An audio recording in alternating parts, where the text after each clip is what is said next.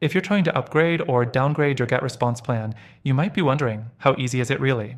And more importantly, is GetResponse still worth it, or should you consider a better alternative?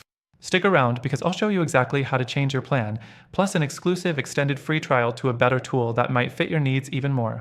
So let's get right into it. First, log into your GetResponse dashboard and go to the billing section. You'll see your current plan and an option to either upgrade or downgrade. If you're moving to a higher tier plan, the change is instant and you'll be charged the difference right away. But if you're downgrading, your current plan will stay active until the next billing cycle. GetResponse won't refund the difference, so if you're planning to downgrade, it's better to do it before the renewal date. Next, one thing to watch out for when you downgrade, some features will be locked immediately. For example, if you're using automation tools or advanced segmentation on a higher plan, those workflows might stop working. Always check what features you'll lose before confirming the downgrade to avoid breaking your email campaigns.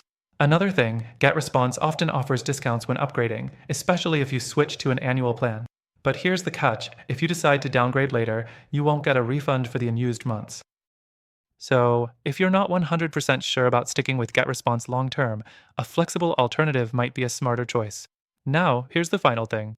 GetResponse is solid for email marketing, but it's not the best for everyone, especially if you want better automation, cheaper pricing, or a more user-friendly experience.